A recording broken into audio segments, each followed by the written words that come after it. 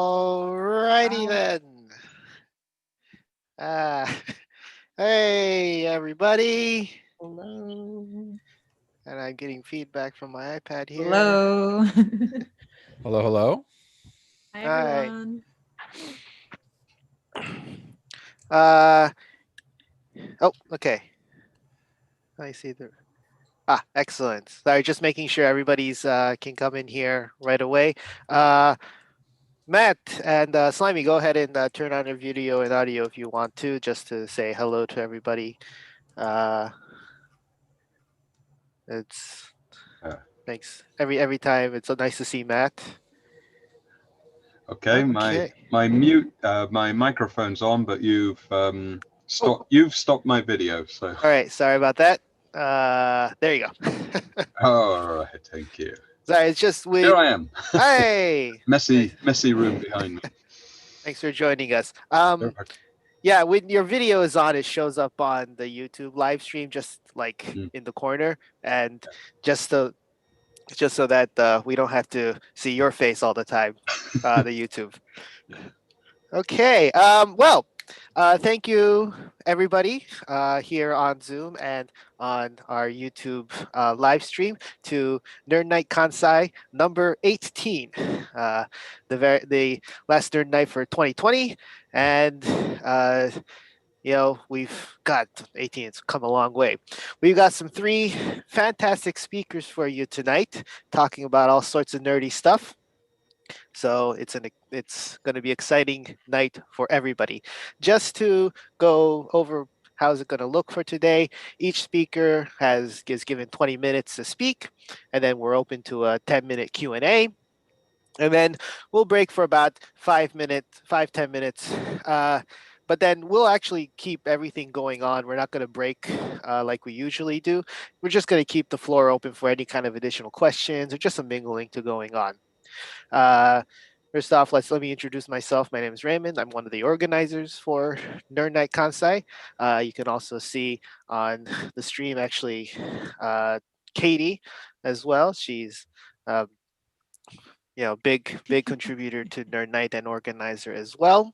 Yeah. She'll be Hi. looking through the YouTube as well. Katie, would you like to say something to the audience today? Thank you, everyone, for coming today. What is that to say? Yeah, it's nice to have a way that we can all hang out in our sort of quarantine world. It's nice to see lots of happy faces. And yeah, let's learn some weird stuff.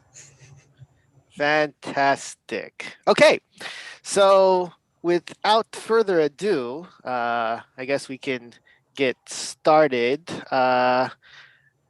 And Matt's finally with us. As the camera looks a little wide. Yeah, you're getting stretched a little bit, I think. Stretched a little bit there. Okay, and for the people joining us on the YouTube live stream, please go ahead and any kind of questions you have, ask in the YouTube chat, and then we will ask it during the Q&A session. We'll go with the current Zoom audience first, and then we'll move on to the YouTube comments. Okay, so Amadara, are you ready? Yep, ready. Okay, Ready as so I can be. without further ado, we'd like to introduce, and please give a warm round of applause to our first speaker, Amadara, with the presentation's title, Slaying the Cosplay Game. All right, let's go. Oh, please keep yourself muted during the talk. Okay, and make sure everything's okay here. Whoop. All right, so is everything good? Y'all good? All right, so Okay, good. nice to meet everyone virtually. This is my first time doing a presentation like this over Zoom, so please bear with me. But my name's Amadara Oguara, and I'm a cosplayer, and today I will be talking about my experiences in cosplay with Slaying the Cosplay Game. So let's get started. All right, so first of all, who am I? So Amadara Oguara, of course, my real name. My cosplay name is Miss Suju. So I'm from Seattle, Washington, USA. I don't know if there's any Pacific Northwest peeps out there, but if you are, rock on. That's where I'm from. And I'm a cosplayer, and I like to say alternative fashion enthusiast. I like to experiment with all sorts of fashion and styles and makeup and looks. And I would say technically I've cosplayed for 11 years. First time I cosplayed was in 2009, way back when in middle school. But I guess in more recent years, I've become more serious about it as a hobby, because before I would just cosplay maybe once or twice a year at cons. And right now I'm currently living and teaching English in Kyoto, and I've been here for a year and a half now. And so, yeah, that's just a little bit intro to me. And next, I would like to just introduce some of the cosplays I've done, some of my favorite ones. So cosplayed from American cartoons, as you can see. So I have, I believe on the left is Katra from She-Ra, and then I also in the middle, White Diamond from Steven Universe, and then Rainbow Quartz 2.0 from Steven Universe. So those are two of my favorite American shows. And then next, see, I also, of course, anime is a big hobby of mine. And that was one of my, of course, kind of gateway drugs to getting into Japan in general. And so here are a couple anime cosplays I've done. So Yumeko from Kakekurui, and then Toga from Boku no Hero Academia. And here are some more anime cosplays. So as you can see, the middle one is actually recent. I did that for Halloween, Nezuko from Kimetsu no Yaiba. And if you're a Kimetsu no Yaiba fan, you notice I'm wearing a Shinobu mask, and I have a Shinobu shirt too, but it's not really popping up on video, but that's fine. But yeah, of course, so a lot of anime cosplays, and also I've cosplayed from video games as well. So I'm a big Nintendo fan. So we got some Splatoon and some Pokemon.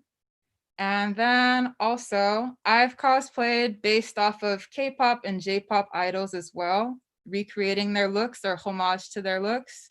So if any K-pop fans, I have Shilon from Super Junior that I wore to K-Con in 2015. And then this was 2019, or actually no, 2018. I was still in Seattle, but I went to Perfume Future Pop concert, or never mind, that was 2019. I keep thinking I've been in Japan for like 2+ years, but no, it's not quite there yet. So yeah, 2019. So those are just some of a few of the looks I've created. So I mean, assuming that you're here for this presentation, I'm sure you probably have an idea of what cosplay is, but I figured just to look professional, I'll just define it anyway. So cosplay is the act of dressing up as a character from a cartoon, anime, film, book, or video game. And there are also celebrity cosplays that people do. And as you can see, I've cosplayed K-pop and J-pop idols, so that can also count. And there are people who cosplay as a hobby, and then people who are also professional cosplayers. So you can enjoy it either way. And then as far as costumes go, there's a wide variety of ways you can get a cosplay costume. You can make it yourself, or you can get it commissioned.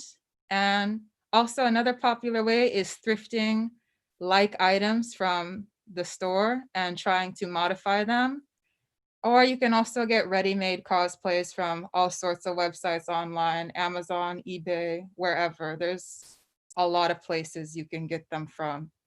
And I would say in more recent years, cosplay has definitely become more popular and it's become more accessible compared to when I first tried it way back when in 2009.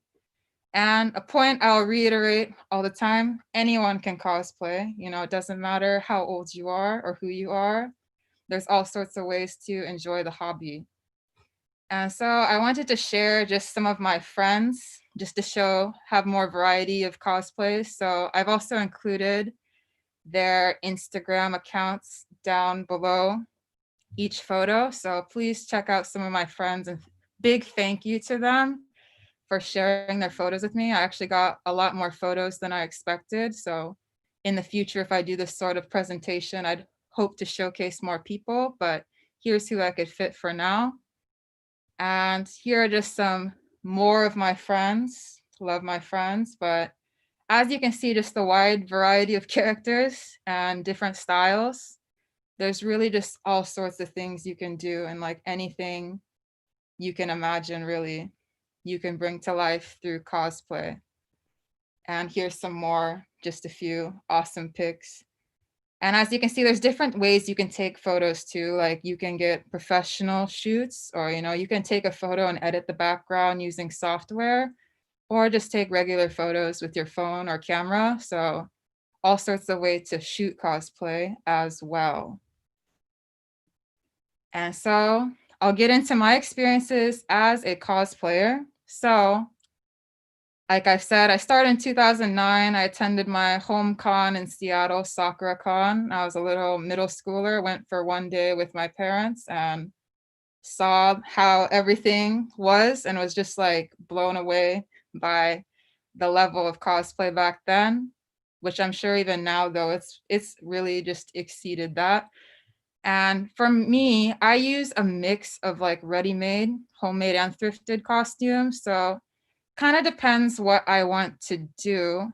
So there's like pros and cons to each. So for me, I'm still learning how to sew. I don't know how to sew like completely on my own. So back home, if I was making cosplays, I got a lot of help from my grandma. She's like a really good seamstress. And so she would help me with a lot of my costumes. Thanks, Grandma.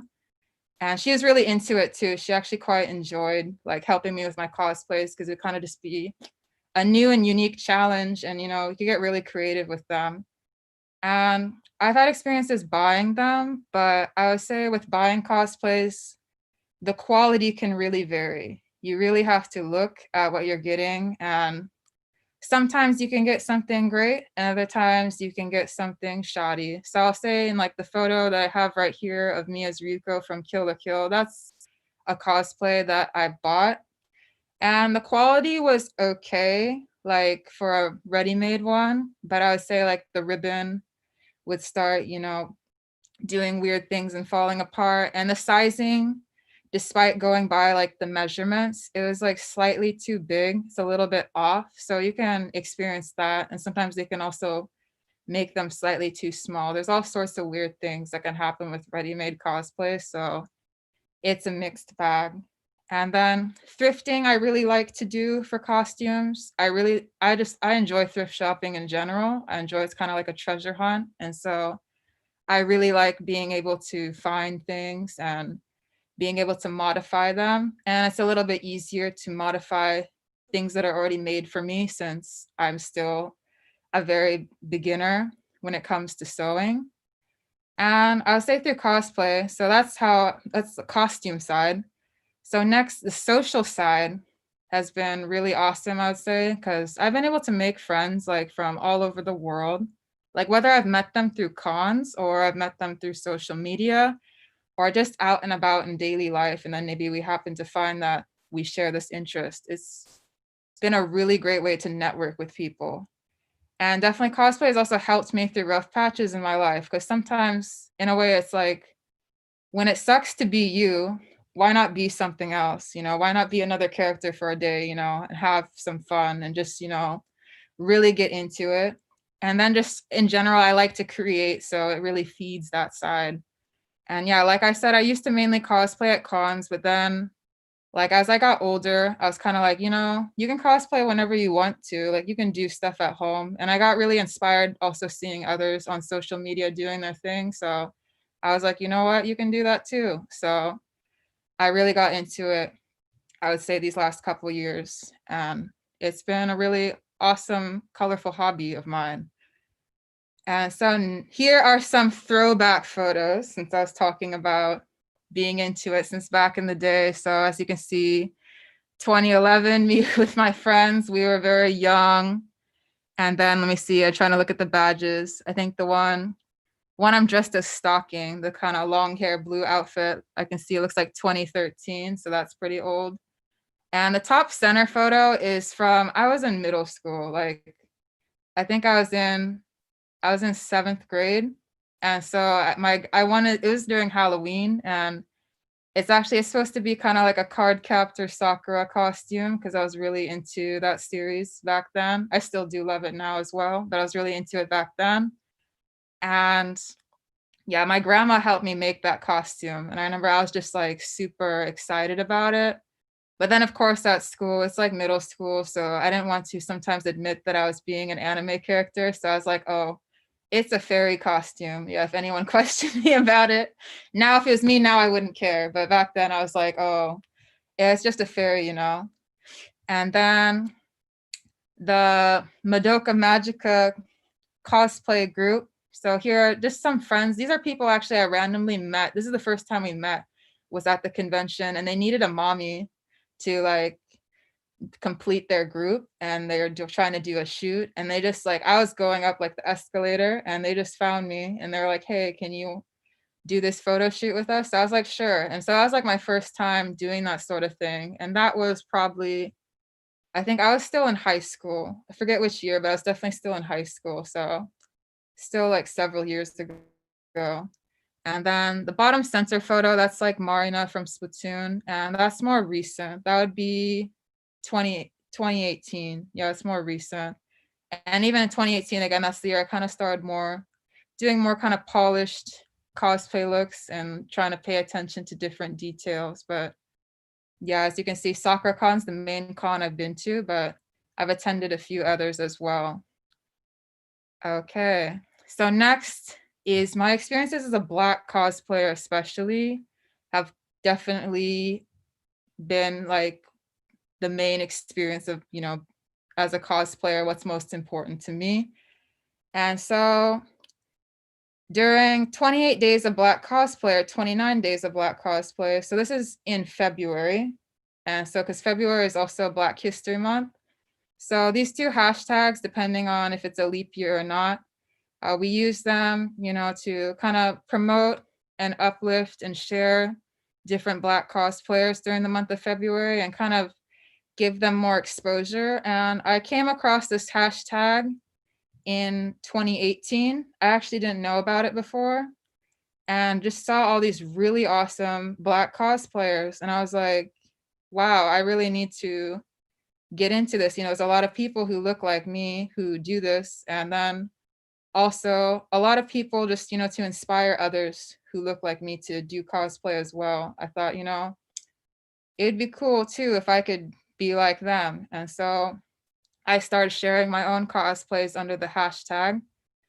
And the reason why these two hashtags are so important is because Black cosplayers definitely face a lot of discrimination all across the board, whether it's from, you know, photographers, brands, cosplay feature accounts, or other, you know, non-Black cosplayers. And people see my cosplays, and in general, if it's my friends or anyone, they think, oh, you know, it looks awesome. But anytime I post something, like without fail, honestly, there always has to be like one person, or there's, you know, trolls and stuff and different sorts of like hate comments and harassment. So people always be like, oh, you're the N-word version of this character, or, you know, X character isn't Black, or they'll be like, you ruined this character for me, or you should cosplay characters that are actually your skin tone. And they'll try to bring it up as if it's, you know, not accurate and that sort of BS. And honestly, I feel like all these bullets, one could make like a huge separate presentation like about all of these. So I'm just I'm going through them really fast. I wish I could talk about them more, but definitely like there's a lot of articles online and things that people have written, and you can check them out if you want to do further research. So there's also like huge issues of what we call blackface or brownface or yellowface in the cosplay community. Sometimes in general, we might say race facing.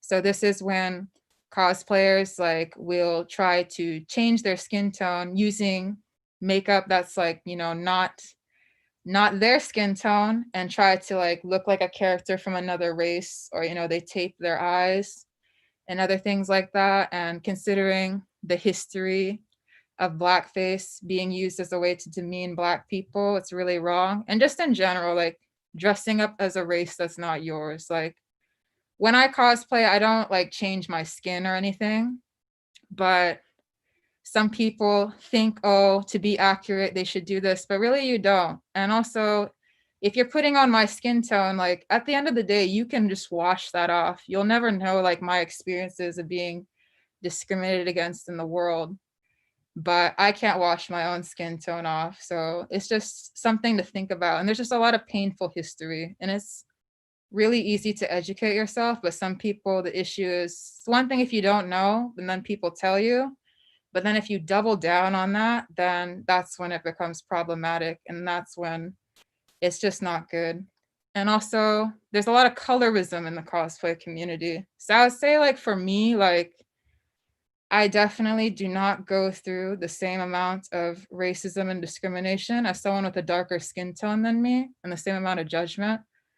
And so that's another big thing. Like sometimes if people want to share cosplayers of color, they'll kind of lean towards sharing lighter skinned ones. And that's also very problematic. But that's why I say Black cosplayers, we really just had to make our own creative space in the cosplay community.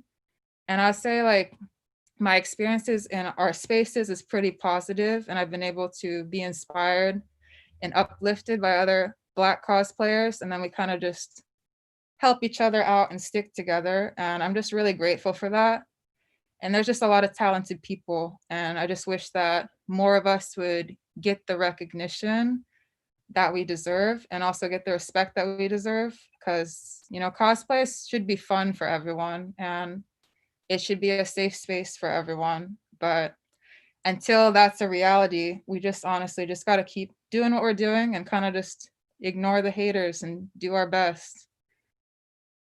But yeah, so on the flip side, cosplaying in Japan has been, you know, kind of, it's been different than my experiences in America. So I have cosplayed in Shibuya. This is actually during my study abroad in 2016. So I wasn't living in Kyoto at the time, but I did the crazy Shibuya Halloween. But I think that was the year before it started getting too crazy. And I think it's the year before someone like, you know, people flipped a car or something like that, I think. So I wasn't there that year. I was there the year before. And then after that, it seems like it's just gotten pretty wild. But had a really good time cosplaying in Shibuya and just like meeting all sorts of people. And I dressed as Sailor Venus, and a lot of people liked it. So that was pretty cool. And then as for attending Japanese conventions, I attended Tokyo Game Show and Anime Japan. And unfortunately, I don't really have any pics, but I kind of just dressed kind of in a casual outfit for those, because to cosplay at Japanese conventions, typically you have to like bring all your makeup and clothes there, and they want you to change in the changing station at the convention center. You can't just come. So that's like one major difference I noticed between Japanese conventions and American ones. And then also, I would say, kind of observing, it seemed like a lot of the cosplay, like it was very high level, kind of almost like professional. So I felt like a little like intimidated. But as for me now, I would definitely, I wanted to cosplay at conventions this year, but of course, like everything got canceled, and probably will get canceled next year too, some of them. So we'll see what happens, but I'll have more on that sort of experience in the future, hopefully. And then of course I've cosplayed for my students at school for Halloween, and they love it. Like they just, I'm like really just like the cool teacher. I'm really the cool teacher, and you know, because I know, especially nowadays, everyone's into Kimetsu no Yaiba, and I did Nezuko for Halloween this year, and they were just absolutely rabid living. Like I made their life, and I passed out little stickers to them too. So ever since then, like anytime I come to school, they'll literally just bring it up. They'll be like, "Oh, Nezuko sensei, Nezuko sensei." Or they'll be like, "Thank you for the stickers and stuff. And will you dress up for us again?" Or they gave me suggestions for other characters I should dress up as in the future too. So I would like to do that, hopefully, eventually. But, and also doing photo shoots in Japan. So I think up above, I have a picture of me. I cosplayed Mizore Shirayuki from Rosario Vampire, if anyone remembers that manga. It's kind of old. But yeah, I did a photo shoot with one of my friends who's also, they're an ALT in Japan as well, and they also take photos. And we kind of just, we went out to Osaka, and this was sometime think it was, might have, I think it Amadara, was I just last want to year say before. you're at 20 minutes. Okay, at 20 minutes. Okay, you're almost at the end, sorry. Yeah, so we did the photo shoot and kind of just do our thing, but unfortunately because of COVID, I haven't been able to really do as many photo shoots as I'd like. And then I've also been featured in Ajet magazine, October 2019 issue, and I talked about cosplay there. And then there's Koku Zine, which is by Black Lives Matter Tokyo. It's like a charity zine that I highly recommend everyone to check out on their Instagram for some details. And I think it's up for pre-order right now. And I'm not sure of the release date, but they said they'll send me one soon. So I also talked about my cosplay experiences and being a Black cosplayer, as well as just in general being Black in Japan and there. So check that out if you want. And so yeah, that's just the AJET magazine article. As you can see, I reused the title because I wasn't creative, sorry, but it's a good title, so I decided to keep it.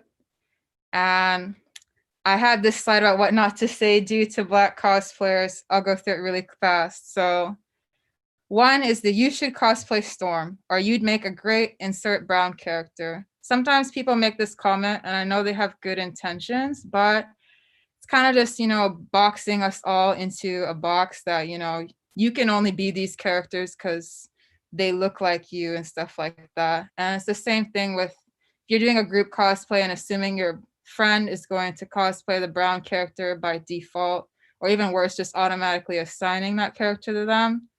It's pretty crappy. And then, although I mentioned the 28 days of Black cosplay and 29 days of Black cosplay hashtags, it does become an issue when you only retweet or share content during February, or when something horrible happens to Black people. Like earlier this year, like when George Floyd was murdered, like a lot of people started posting about, supporting Black creatives and stuff like that. And I gained an influx of followers, but it was just like, it really felt wrong because it's kind of just like, only when something bad happens to Black people, then suddenly you want to like uplift and support us. Just kind of awkward.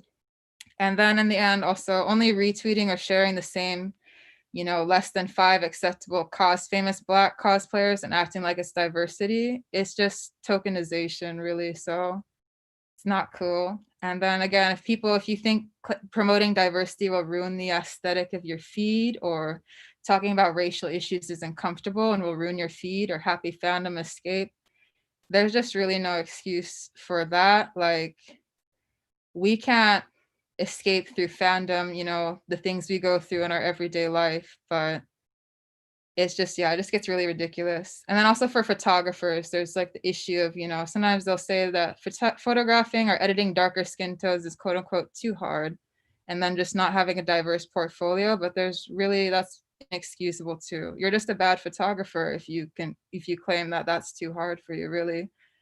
And then also just claiming the cosplay community is accepting of everyone, because we still aren't there yet. So it's not true. We can work towards that, but it's really not true. So we can't pretend that there are not issues. Okay, so I'm almost there, sorry. So what we can do to make cosplay more inclusive is end the obsession with accuracy. So quote unquote accuracy about skin tone and stuff, like it's just totally BS, And there's so many different ways to cosplay and portray a character, there's no such thing as accuracy. So it's really not an excuse. And also support and share diverse cosplayers, fight against bullying, harassment if you see it, and then hold other cosplayers accountable for their racism, whether they're famous or not. It really doesn't matter the clout they have. Everyone should be held accountable for racism or blackface or any sort of negativity. And also in the end, we just need to be kind and enjoy the costumes. Like, it's supposed to be fun, so we all just need to be kinder. And so I kind of mentioned cosplay in the COVID-19 world. So like I said, cons all over the world have been canceled this year and likely into 2021. So we rely on self-photography and private shoots, and then closet cosplay and cosplaying on a budget. And then you can find lots of cosplay on Instagram, Twitter, and TikTok, of course. And then just wanted to note, cosplayers are human too, and sometimes we need a break. So if your favorite cosplayer is not outputting content as normal, especially considering the pandemic, it's been very stressful. Like, kind of just be more empathetic to it. You know, we love to do our art, but sometimes it's hard to be inspired, especially when like the world around you's falling apart. So everyone deserves a break. And so in the end, cosplay is inspiring, uplifting, and fun. Let's ensure it's a positive experience for all. And again, I like to reiterate, cosplay is for everyone. And so, you know, live out your fantasy and enjoy yourself. And so thank you for listening. Sorry for going over time. And you can find me on Instagram at Miss_Suju. And you can also find me on Twitter at Miss_Suju_cause. Okay, thank you for listening. Sorry for going on too long again, but thank you. Thank you very much. Another round of applause to Amadara for a fantastic talk. Yeah, I guess since we're all on Zoom, we should do the sign language version. We're all Okay. here. Yeah, we can. Okay. So yeah, Amadara, if you can stop your screen sharing, we can start Okay. taking questions. We Sweet. got a couple more minutes for Okay, all perfect. that. Yeah, floor's open to both the Zoom and the YouTube. We'll take any questions from Zoom. I have a question. Yes. So regarding cosplayers, is there a way, for example, let's say like there's a company that might be trying to advertise something, maybe like a drink or a movie or a game or whatever, and they're looking for cosplayers to help push that agenda. Is there like a preferred method of contacting people in those profession? I guess, yeah, contacting cosplayers, usually people might have, you know, their contact information with this email, or a lot of the time nowadays, like a lot of companies, maybe say if they have an Instagram, they'll just reach out to you through DM and things like that. But yeah, usually if you have a preferred, usually it's email or DM to contact cosplayers. Regarding that, would you recommend for cosplayers to have like open DMs or like an email listed in their bio info and stuff like that? Oh yeah, definitely. Like even if you don't have a lot of followers, like you would be surprised sometimes who reaches out to you. Like I had this one, like it was kind of just a random company reach out to me, but they offered me like a free wig, like if I was willing to, you know, leave a like for an Amazon review, things like that. And sometimes there's different kinds of like, you know, fandom type brands that maybe they're making, you know, shirts or sweaters or whatever. And sometimes they like to have cosplayers if you like post about it. And yeah, usually definitely have your DMs open if you can, or have an email contact that people can reach you at, because you'd be surprised what you'll receive sometimes. Okay. We have looks like we have a question from Matt. If Matt, I guess we should read this out. He's muted right now, but have you found that the level of acceptance of cosplay as a mainstream interest has increased over the years? From the little that I know, cosplay has been quite accepted in Japan for some time, but maybe less in Western countries. Yeah, I definitely think in Western countries, yeah, maybe it's a little bit less than Japan. But I think, yeah, definitely in more recent years, nowadays, it's kind of become, you know, kind of a more quote unquote, you know, cooler hobby, or like hobby that people find interesting. And also like accessibility of materials, like Spirit Halloween even like has a lot of cosplay stuff nowadays. And I'm like, if I had this in middle school, like I would have been absolutely living. So yeah, I think it's become a lot more accepted, even though it's still definitely like some people still think it's very weird, but it's definitely become more accepted, I think, in recent times. We I have have a time for one question. quick question. Can I do a quick question? I guess like in the future, what do you hope to be doing with cosplay? In the future, what I hope to be doing with cosplay, I would love to become the level of seamstress in which I can make my own cosplays and participate in competitions. I think Nice. participating in cosplay competition would be really awesome. So Would you like to do it professionally? Like professionally, yeah, honestly, if I full-time had the job as a opportunity, cosplayer? I think it'd be awesome as a job as well. Like if there's an opportunity, I would definitely go for it. Nice. Thank you. I wonder what the visa category that Visa would be requirements, in like Japan. entertainer. I don't know. I guess if you're making enough money, you can sponsor Yeah, if you make a yourself, lot of right? money. Yeah. That'd be awesome. Okay. Well, that's the time allotted. So once again, thank you very much, Amadara, thank for you. the wonderful talk. I'm going to put 5 minutes on the clock here, which will just go for a break, so people can. You're welcome to refresh your drinks, go to the bathroom, but the chat and the uh, everything here is still open. So if anybody has some lingering questions, go ahead. The time starts now. All right, Oh, I sweet. can now I have to check my back. What was Actually, your last cosplay? What did you do last time? Sorry, Ray. My last cosplay. Oh man. I guess technically it would be Nezuko from Kimetsu no Yaiba, yeah. Mm, Oh that man, must have been really fun. did Yeah. every kid really like that? Like Oh because man. Yeah. every It was all the like, kids and their moms and their grandparents are like into that right now. yeah, like I really like at school. I felt like, you know, probably like how the folks who dressed up as the character actors in Disney parks, like the kids were just like absolutely elated. Like, How and the old are the teachers kids? too. Teachers really loved it. So they're all elementary school age students. So it's Mm. like first through sixth Super grade. excited. Yeah, they're just really like, oh my gosh. Did any of the other teachers dress up?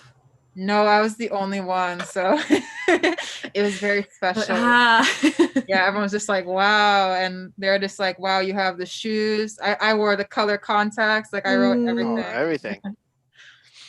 That's so Yeah, cool. Yeah, you should have given like the principal a Tengu mask or something, and just like, Yeah, hey, that would wear have been this. cool. Yeah, honestly, that would have been cool. Maybe next year, maybe I can get everyone on board into it. Well, there's still plenty of arcs in that series, even though the manga Yeah. just finished. Yeah, it came out yesterday, right? Yeah, the The final new volume. one. The Mm. final Final volume volume. finally in like print. Mm. But yeah, and also, I mean, I feel like the teacher should take a note from my book, because after that, a lot of the kids, like, they're a lot more enthusiastic about English too. Like they want to like learn in class. They're really excited. So honestly, I think cracks the code. If you want your kids to be excited about any subject, just teach it dressed as a Kimetsu no Yaiba character. That's what you gotta do.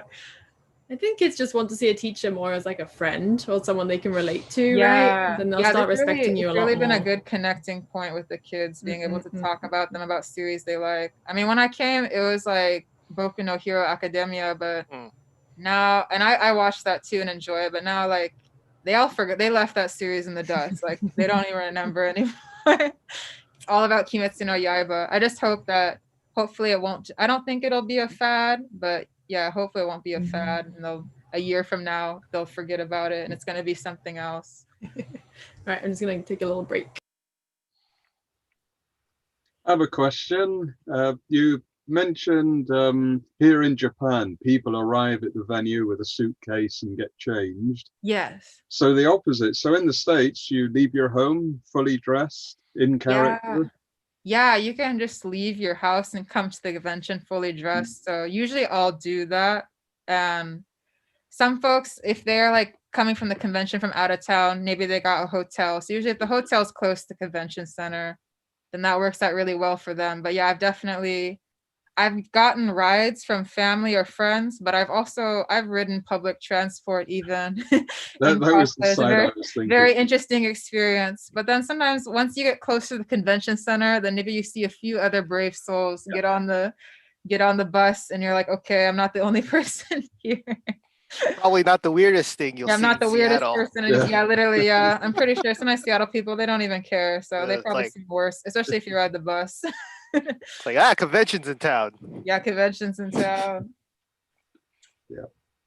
Where did you get your inspiration from for your next character? You just see something? Yeah, usually if it's like a series I'm like watching or reading and kind of just get inspiration from, or I have sometimes some friends who would be like, hey, it'd be really cool if we could, cosplay this series together. But yeah, a lot of times it's just characters I like. And there have been some series where I got into the series because I saw the character's design and thought it was cool. And I'm like, okay, let me watch this and see if it's actually good. And then I'll decide if it's worth dressing up as them as well.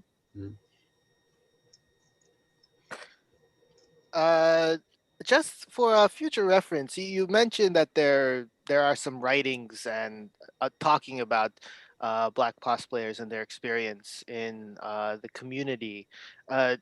Is if it's possible, and if it comes up right away, can you share some of them in the chat so that we can maybe use it as reference to share to our audience as well?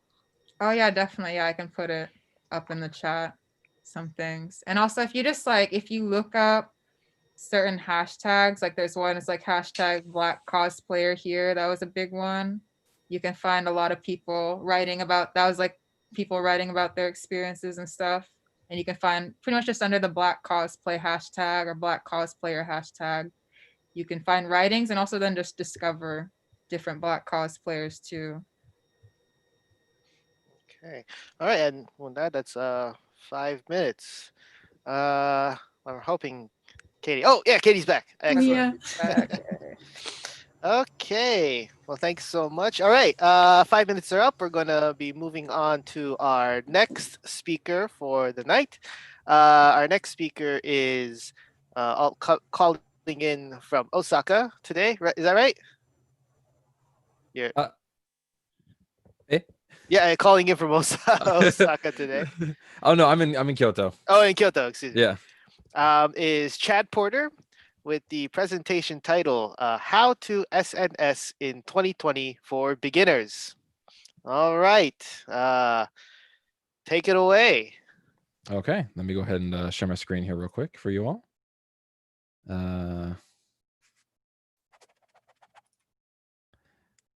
Let's see here. There we go. And bam. All right, can everybody see that just fine? Looking good. All right, looking great. All right, here we go. So, how's it going, everyone? My name is Chad Porter, but I'm also better known as Chado Sensei. I'm going to be talking about how to SNS in 2020 for beginners. Just a little info about myself real quick, if I can properly hit this button. There we go. A little background about myself. I am a host, a stream producer, and partnered streamer, all based in Japan. I got my start on twitch.tv, and I became the first partnered streamer on the platform in Japan. I later became a stream producer for events that happen in Japan, like Bit Summit, Tokyo Game Show. So if you ever seen like those big like event halls where they have like hosts and stuff up on stage, I've been one of those hosts. I've also been the back leading the camera crews and kind of like guiding the team behind it all with the stream production and everything like that. I'm currently partnered on Facebook Gaming, so if you ever want to see me streaming, you can find me on Chao Sensei Facebook Gaming. Just a kind of reminder of the verification. I used to also be a gold mod and admin for Twitch Japan as well, so I overlooked the entire community. I don't do that anymore. I'm currently the stream producer for Dangen Entertainment, which is a indie game publishing company based in Osaka, Japan. Here's some of my education background for you. I graduated. All right, so about SNS. So the three main factors when doing SNS platforms, we're mainly going to focus on Twitter, but this can kind of broaden out to like Instagram, Facebook, TikTok, whatever platform you're kind of looking at, maybe even LinkedIn, for example. The main three factors that you want to look into are being relevant, being cautious, and being interesting. And number one for those kind of factors would be looking into sort of like a humor that kind of relates to your audience. So, you know, this might be going out to someone who's watching this right now, this video, and being like, well, I'm starting a business into flowers, or I'm getting into my own content creation as a streamer, or I'm going to be starting my own company. These factors can all bleed into any other field of expertise. So I think a lot of the stuff that I'm going to be mentioning here might sound kind of like too much in the gaming area, but I think it will definitely be able to bleed into whatever profession that you're into. So again, finding humor that can relate to be both business friendly and relatable to your audience, having something professional to be shown that's really down to earth, that shows it's human. Because like if someone follows an account and it says like, oh, hey, we have a discount for whatever product, or, you know, I'm having a on par group sale. If you type in this code, if you make it more human, then people tend to relate and they tend to support you, rather than it just being super corporate, like cold and like, hey, this is on discount, buy it. You know, no one's really going to get too much into that. Be able to engage with your community is very important.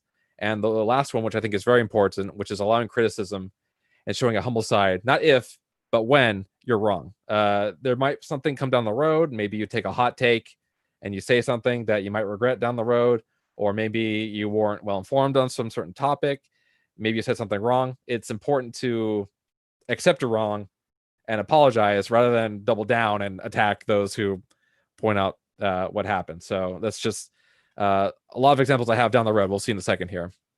Really quick here, what not to do and be cautious. Again, if you have people attacking you over certain things, maybe not even controversial at all. Maybe it's just like a simple like, hey, flowers are awesome, or I like RPGs more than I like shooter games, or whatever. You might have someone who disagrees with you, and it's best not to point fingers and put all attention onto that one person because they don't agree with what you like, or they don't agree with what you like, or vice versa, whatever's going on. It's always important to ignore or go, oh yeah, okay. It's never good to immediately resist and stop those who are not particularly against you, but there's no need to have conflict, right? Which relates into having personal opinions and moods. It's good to be neutral, and it's good to have your own personality and mood into something, but also it's important to realize that sometimes they can control you, and it's good to sort of reflect on something before sending it out. I can't count how many times that needs to be repeated. Don't forget to be sensitive. There are things happening in the world that we may not be aware of. So if you are trying to say something a little bit more open, that's not focused on yourself or your product or who you are, it's good to kind of like look around and go, okay, is it cool if I say this? Like, you're not going to talk about having a great surfing session back in March 11th, 2011, right? I mean, that's not really a good thing to do considering what happened during that time, right? So you need to be aware. And of course, I think most people do when they jump on their SNS platform, they kind of look through their feed, what's going on in the world, maybe people check out the news, and you kind of get a general idea like, okay, I know it's safe for me to talk about whatever during this time frame, so I'm in the safe zone. I know it sounds kind of like scary, like why should I be scared on SNS platforming? It's my profile, it's my content. Why should I be afraid of what I say? And again, this is all public stuff that's going out, and people are going to see it and react to it. So it's important to be aware and to know what's going on around the world before you post something.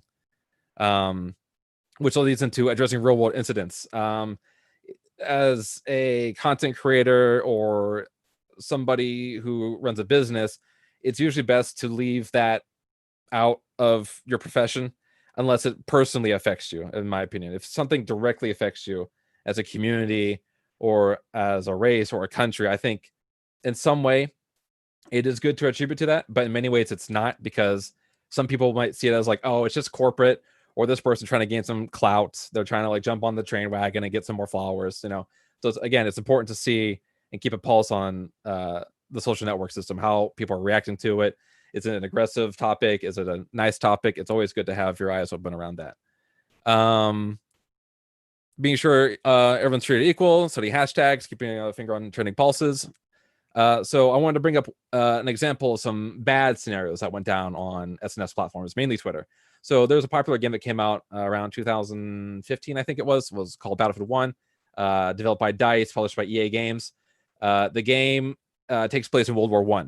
And so the people who ran the platform decided, oh, we're going to talk about World War I.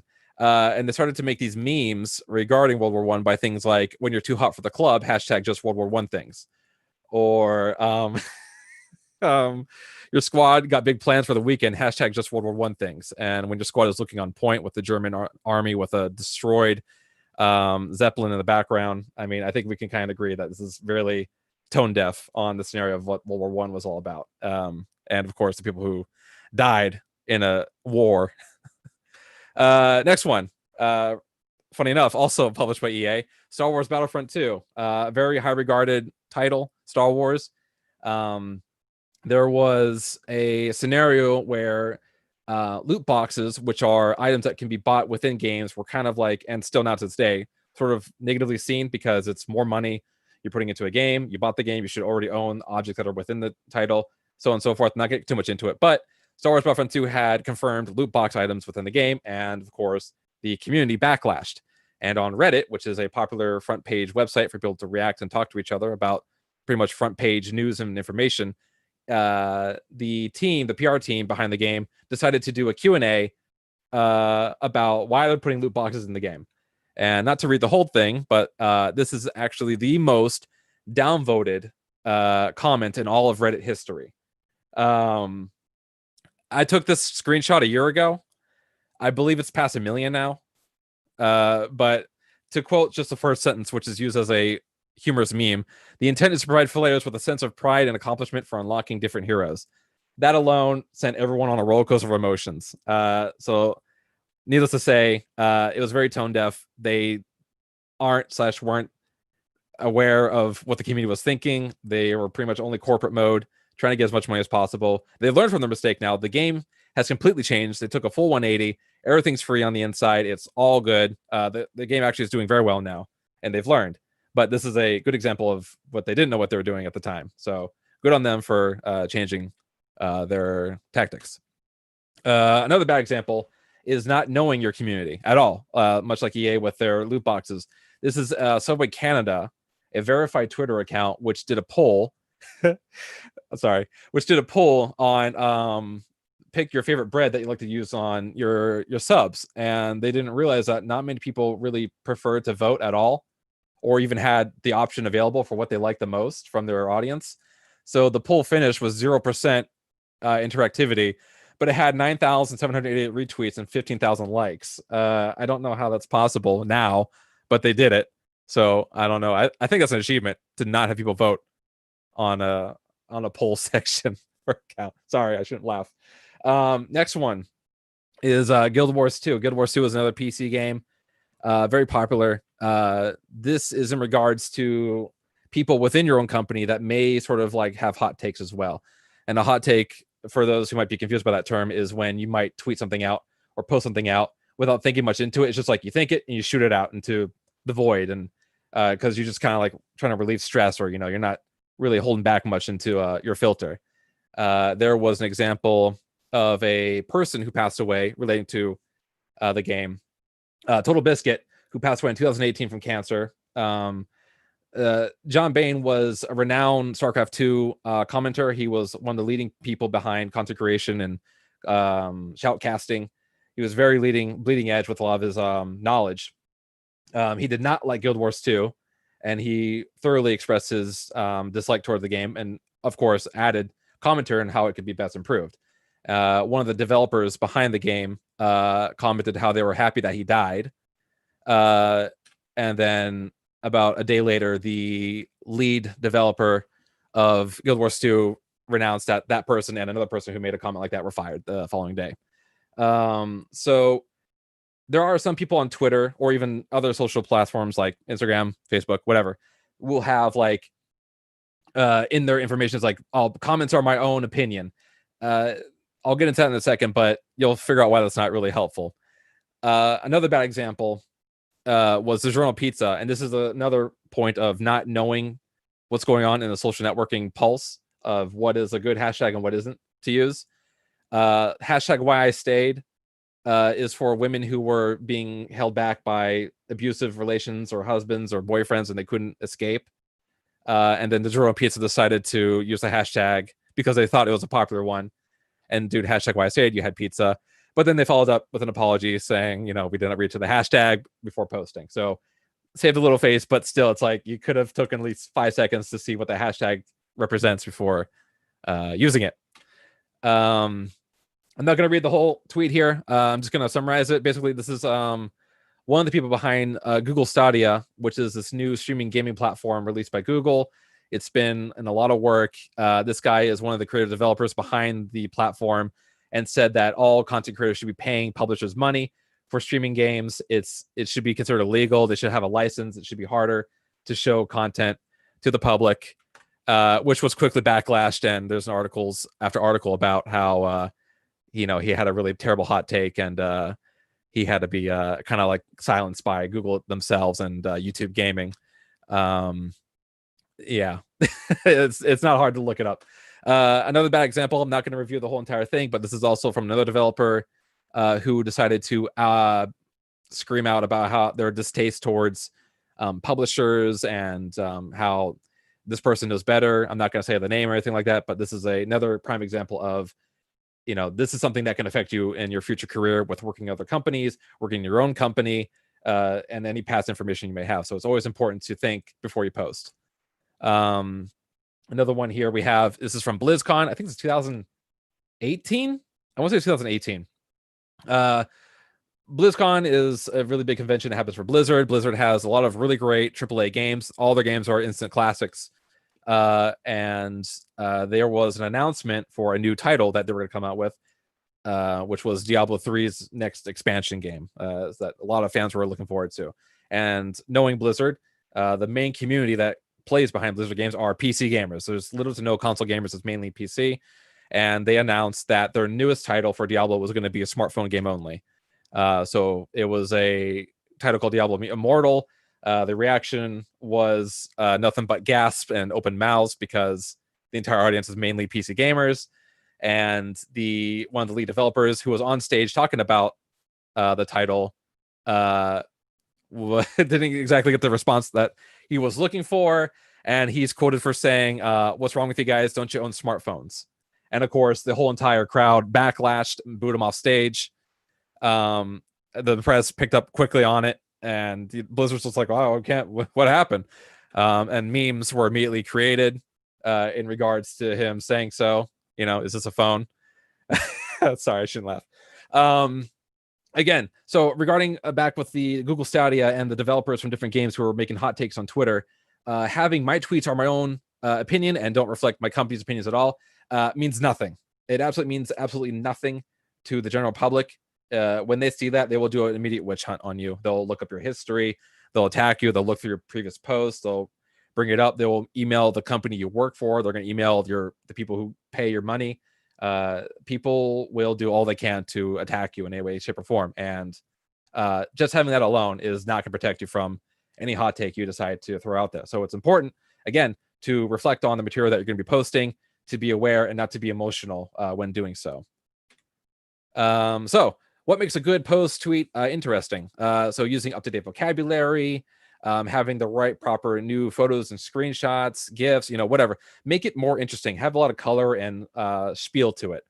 Retweeting helps you with a lot of things as well. So like reacting to a popular tweet with your own opinion can also help, or even like a Facebook post, taking that image or asset or post from that account and adding it to your own. It shows connectivity and it shows awareness of what's going on around you.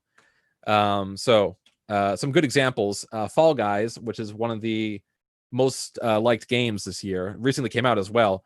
It's mind-boggling on how much attention Fall Guys has gotten within the past couple of months. Even Walmart Canada Gaming and KFC Gaming have actually gone out of their way to participate in a much smaller account because of how well it's doing. So it shows if you're able to make a proper wave or join one, you can also ride that with the person and sort of gain the clout that you're sort of looking for in a positive way. Another good example. This is from 2000. Oh gosh, I want to say it's 2017. Yeah, it was 2017. This person, this is a complete nobody. I'm not trying to be mean in that sense. This is just some guy who had a Twitter account, using Twitter. And Carter Wilkerson decided to DM Wendy's or tweet to Wendy's and say, "Hey, how many likes do I need to gain?" I think he wanted like something flown or shipped to him from Wendy's, and they said 18 million. And he said, "Consider it done." And he got almost got like 4 million retweets within that year alone. And it's just having the right proper things to say, interact with the right crowd to sort of like uplift it. So you're not being mean, you're not being sadistic, you're having fun and like having fun ways to talk about it. So this is a really prime example of just like a complete zero nobody who can just shoot up out of nowhere. This one is from a verified account, but this also got a lot of attention relating to the Wendy's tweet where he tweeted out at one of the Paul brothers, where it says, how many Reese's I need to have to shut down your YouTube channel? He says 5 million. LO, good luck. He said, "Consider it done." And of course, a lot of people, who dislike Logan Paul and Jake Paul agree.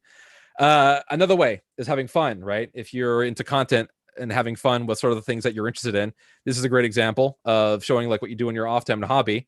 For example, instead of naming Link your own name, you can name it My Dude, and turns over into a very chill bro. That's like a lot of attention. Competition between other companies. So maybe you have a competitor in the same field that you're in. A good example here is Xbox. When Xbox One came out, PlayStation actually went out of the way to congratulate them, and people see that as friendly competition. If you have a competitor in the same field as you, it's okay to have some friendly competition. You don't have to be against each other or ignore each other existence. You can actually interact with one another. ESRB, which is meant for rating systems for video games. ESRB said ESRB was rating different games, and Nintendo, of course, works closely with ESRB because they physically release copies. And Nintendo of America said dabbing E is for everyone, and it had Mario dabbing. And This people, is your 2-minute warning. thank you. They had that mark. The Sims also found a good way to take a meme and spin it with their own appeal. They the traditional guy looking at other girl meme with the girlfriend currently in hands. Instead, they put the dogs from Sims 4, and when life is calling out, so was Sims 4, cats and dogs, woof. Deus Ex took pictures from recent current events about bioengineering and technical advances, and said we're now officially living in Deus Ex game, and took Elon Musk and all these other things happening in the world that looks like we are indeed in Deus Ex. Sonic the Hedgehog is also a very popular Twitter account, and they posted a please enjoy our take on a dancing hot dog meme, and has a dumpster on fire. And of course, a personal one I didn't think would actually get popular is on October 30th, Pikmin 3 was launched on Nintendo Switch. All I said was Nintendo on October 30th, and it's Shigeru Miyamoto throwing a stuffed plushie toy of a red Pikmin, and that got a lot of attention. So at times it seems like getting popular is random, but if you're constantly making content and attuning to your audience who are listening and interacting with you, you will inevitably find that one will spike up and help you kind of like roller coaster upwards. So again, final review. What makes a post on SNS attractive review? Using proper hashtags without exceeding 3, using GIFs, pics, vids, some sort of like media to make it interesting. Emojis are good to have, including people with @username, and of course using recent material like trending, a conversation, and memes.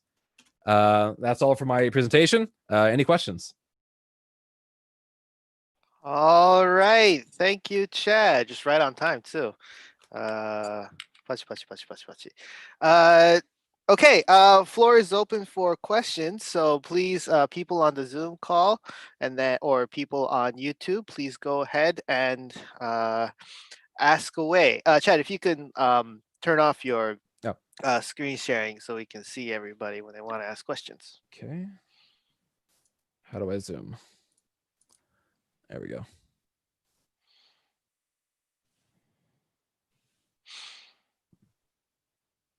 Have anything so far? Oh, Matt is asking, what would be the best use of SNS you have ever seen? Let's say that's not your own.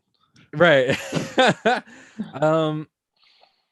There's so many different methods and forms of like using SNS platforms. Like mainly I would say the main thing is just like connecting with community. I think one of the best ways I've seen SNS ever used would be a community that has like maybe like a movie. Oh, actually, what's a good one is I remember when Sonic the Hedgehog movie was coming out and they released the first trailer, and everyone was taken back by the animation and looks of the Sonic the Hedgehog in that movie, and Twitter was like, what is going on here? And they pushed back. And I think through SNS alone, that helped both like the studio and the producing team and everything kind of realize like, okay, obviously this is what the audience wants. We can revert back and fix it. And I think that's one of the biggest things that I've seen SNS used for is like helping like companies and talent and industry like be more aware of what everyone wants and thinks. All right, thanks. That's a good one. See, do we have anything from the YouTube? Yes, I have a question. Mhm. So yeah, first of all, can you remind me again, what is the business that you do and what do you use social media? Like in what ways do you use social media for it? Yeah, sure. I'm the co-founder of Dangen Entertainment. We are a indie game publishing company based in Osaka, Japan. I am the stream producer and content creation connoisseur at the company. So I work on all social network platforms. I work on game platforms where the community can talk with me. I can talk with them. I make content that people be aware of, like the games that are coming out. stuff like that. Okay, so you're the social media boss for that Yes. company. Yeah. Mm, Do okay. you run the social media for Dangan? I do. I am the mouth of Dangan. Okay. So then what challenges have you had personally while doing that? So I mean, there's some where people want to start a fight because they don't agree with something said. Like I have a spin take. I love. We have a mascot for the company. He's called Mike Kuhn. You've seen him on the bottom right of my slide, and Mike Kuhn is the mascot of the company of Dangan. And so what I like to do with the account is I like to pretend that Mike Kuhn is the one talking on Twitter. And he'll be talking about his favorite indie game he's played recently, or maybe he's come across somebody who hasn't played indie games and wants to recommend indie games to them or something like that. And someone didn't like how I made a tweet where I said, can you imagine talking to someone and they haven't played indie games? And someone didn't like that. And so they said, well, we don't have, this person said, I don't have the money to make that happen. And so I sent them a free key to one of our games. I said, no, now you do.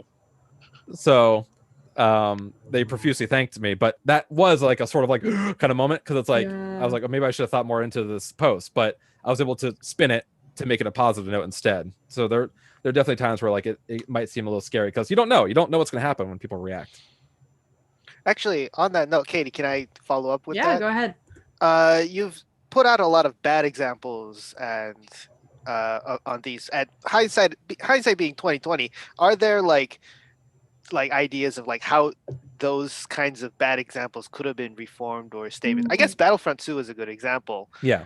But that took a long time. But like more on the immediate recovery, something that like you did with giving a user a key for an indie game. Yeah. I think in hindsight, looking back at those posts and everything, like the Battlefield World War I thing, I think a quick apology obviously is one of them. A lot of bigger companies, they tend to not apologize because they can kind of like override the hate wave. But there's a lot of companies who can't. Personally, I think it's good. Like, for example, the DiGiorno one, where they immediately, like the day after, they realized their mistake and apologized about it. I think apologizing and being aware, like if you show awareness to that and you're not tone deaf to what's going on, I think that's like an immediate spin you can take. And then you can kind of like try again, because people can not like you and they'll unfollow you for obvious reasons of their own. But you're not going to make everyone happy. But if you're able to at least show improvement and show that you're willing to improve and like have fun, more interesting content, then you can definitely save face like almost immediately. I do want to ask, this might be a little bit long-winded, and being the host, I shouldn't be asking questions, but I really do like to ask. Okay. All your examples come up from like U.S. corporations, interactions in the predominantly United States sphere. Yeah. You work in Japan here, and your company is Japanese for as is, and like okay, and Japanese corporate Twitter or Japanese big name Twitter is so much different. This is like, so the little bit of background, I actually run Kyoto University's social media accounts, and there are a lot of like hurdles even just for that. Like, how have you seen differences between like US corporate SNS and Japanese SNS? I feel like a lot of Japanese SNS has been really cold when it comes to just like how they run their sites and platforms. Like you'll look at Nintendo or Sega or Sony or whatever, and it's pretty much just like this game's coming out this day and time, and that's it. It's like there's no like really like any like feeling behind it. And I feel like if you ever want to have like really any real emotion behind like a certain company or anything like that, is by following the developers of a company. For example, Platinum Games, if you follow Hideki Kamiya, who bans everyone. You. Yeah, he blocks you. But that's his spiel, right? Everybody wants to be blocked by Hideki Kamiya because that's his like thing. If he doesn't like you, he blocks you.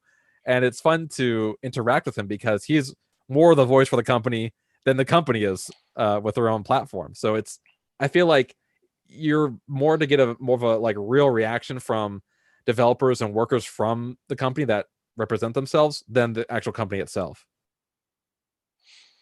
Does that translate also to like the US side as well? I think in some ways it does, but I feel like Western platform like users tend to try to like add a little more spin into their words than Japanese ones. Japanese are very like formal, like, you know, like this is what's happening, here's the information, bye. And like I feel like Western ones are like, hey everyone, you know, long time no see, yeehaw, you know, like they'll try to like add a spin to it, add a hashtag and all that fun stuff. I noticed too, like a lot of Japanese SNS users don't tend to use hashtags as much as Western ones do. That's true. Do you think if Japanese social media accounts did start acting a little more relaxed, I suppose, what do you think the reaction would be? Do you think it would be good, or do you think Japanese public wouldn't really appreciate it? I think it'd be great. Because the account I use, for example, my company's account, I also talk to Japanese users and I directly tweet at them when they respond to my stuff. And they're like shocked, like, oh my gosh, like Dog is talking to me. So I'm like, yes, it's me, Mike-kun. I'm talking to you. And thank you for the fan art, or thank you for doing this. That's really awesome. You know, like, or they'll ask a question like, hey, when is this being sold or released? And I'll, you know, respond like, it's coming out at the same time. I hope you have a lot of fun. You know, like we are too. You know, like I had like little comments like that, and they're just exploding with like enthusiasm for more reactions like that. Nice, thank you.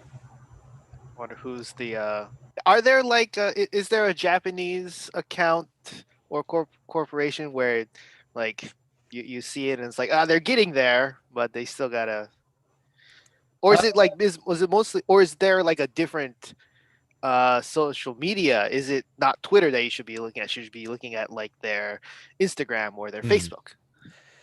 I feel like Twitter is very popular in Japan, and there are actually a lot of times where the devs themselves will jump in to intervene when their company is having a question pop up. Like, for example, what was it? I think it was Sega. I want to say it was Sega. They're talking about the Yakuza game, and one of the lead developers for the Yakuza game actually jumped in to answer the question rather than the PR for the account itself. And I feel like that's happened way too many times on Twitter for the Japanese side than the Western side. I feel like if anything happens with the company in the West, they're like, yeah, talk to the account up there. Don't bother me. But when it comes, I think the devs in Japan want recognition, so they purposely jump in and answer stuff for the company. Okay. Thank you. That's the 10-minute Q&A that we have. So another round of applause for Chad. Thank you for the super informative Thank you very much. All right. So we're going to put another 5 minutes on the clock, and then we will be continuing on with Yuki Furuse's talk about Santa Claus being sick. I hope he's still around. I actually haven't seen his camera or video on. So yeah, okay, yeah, he's still around. Good. I'm glad the hotel Wi-Fi hasn't cut off on you. That's good.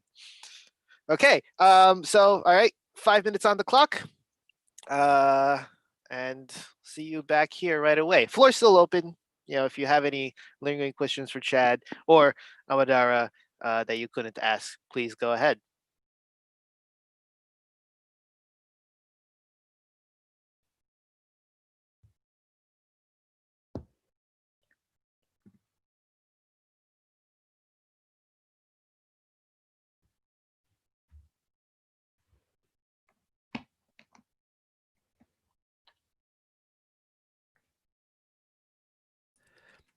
Amadara, I wanted to ask, in regards to Tokyo Game Show, were you there last year? No, this was a long time ago. It was like in 2016 when I studied abroad in Tokyo. Yeah, it was a while ago. Gotcha. What, you were in Tokyo when you're studying? Yeah, I was at Waseda. Oh, okay, nice. Okay, I knew a couple guys who went to Waseda. Yeah, it's pretty cool, but I like Kansai life more. Yeah, enjoying myself down here more. Do you try to like engage with like other, like, have you ever been to Bit Summit? No, I haven't been to Bit Summit. Okay. But I've heard of it. Yeah. Yeah. Does Bit Summit have a cosplay section? We do. Well, it's not a cosplay section, but we encourage people who cosplay to come. And I know some indie devs will hire cosplayers to cosplay as like a character from their game, and they'll have them like hang out at the booth and stuff like that. Yeah, that's really cool. Yeah. Yeah. Let's Yeah. hope for in-person Bit Summits next. Maybe Was next it year. May? May is when they usually do it. Yeah, We'll see what happens. We'll how see. things are. I Uh, personally don't think it's gonna happen. Like, I mean, at the rate they're trying to get, I don't think so down, either. yeah, And yet they want to do the Olympics in It- August. we'll They want to do the Olympics. Like, I think, what is it? The like Nippon Bashi Street Festa in Osaka, which is usually around, I think, March. They already said they're going to cancel it for next year. hmm And then I guess, I don't know, Anime Japan said they're still going to go on with a mix of in-person and online stuff. But I'm like, they're probably going to end up calling it be all online eventually. I bet you. I don't see that happening either, but we'll see. I They mean, just it's need to Comic make Con. everything VR. Yes. Sorry, say that again, Matt. They just need to make everything in VR. Then the problem solved. Yeah, VR. There you go. There have been science conferences in like VR and online like that where you can jump into different rooms where they have those specific talks going on, and then you have like a little avatar or something that actually you can use to go around. Plus, the poster sessions are really fun as well. Yeah, that sounds Easy. really cool. You get the gold poster out of there. Everyone needs to learn how to make their own avatars in 3D. It's not easy, not difficult, not easy, but not difficult. Hmm. Do you know how to do that? Because we're still looking for spots for later Nerd Nights. I do know how to do that. I'm currently actually working on a cyberpunk version of my apartment for Old Space VR, which is sort of a work in progress. I just bought a Oculus Quest 2 2 weeks They're ago, so good. and it's very impressive. I can't get over the technology today is amazing. I love it. I can't get enough of it. I actually have because I found out you can stream PC quality games to the Quest 2 without the wire. It's a virtual desktop, right? Yeah, it's Yeah. just nearly the perfect device, apart from the fact you have to sign up with a Facebook account and have all of your information downloaded to the internet. But apart from that, it's great. Sooner or later, you have to give you like your firstborn. You have to give your DNA data to them. Yeah, but as long as I get a Quest 3 for cheap, then it's worth Well, it. then yeah, I mean, It's like, Sacrifice. man, I have to get out for my like third index finger here again. God damn it! Oh, $200, hell yeah! Yeah, that's the thing. Like, if you're not having kids, it's a good deal.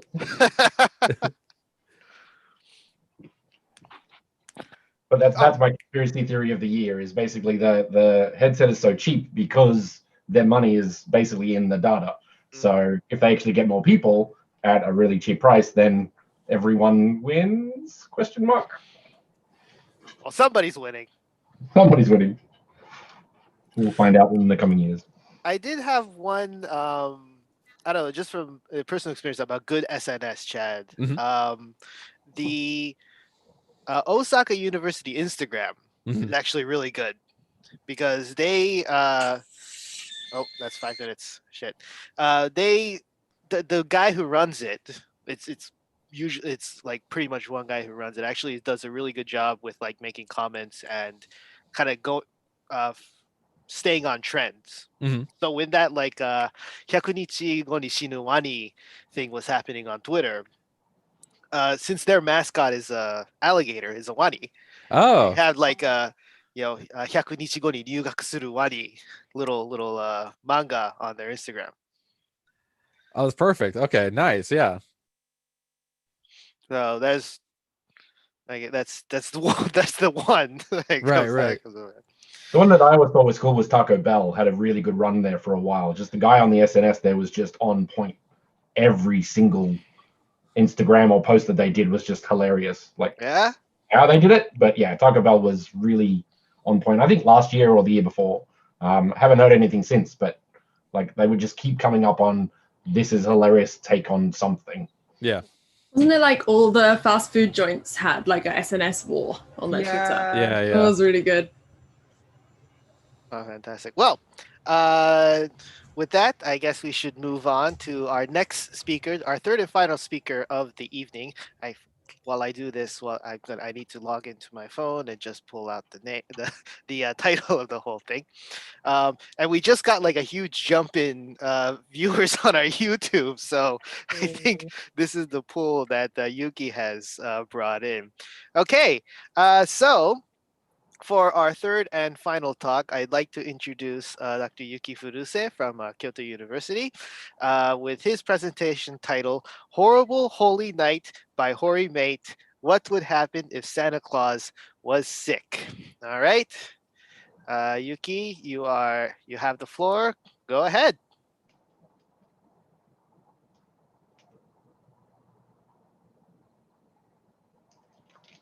Sorry, you're muted. We can't hear you. I'm sorry. Can you hear me now? Yes, we can. Great, thanks. So in my title, mate should be pronounced in Australian accent to rhyme it. So the title of my talk tonight is Horrible Holy Night by Hoary Mate. What would happen if Santa Claus was sick? So this talk is going to be about infectious disease mathematical modeling, although the title doesn't say anything about that. And as the title shows, I will hardly touch COVID-19 during this talk. So let me begin my talk with self-introduction.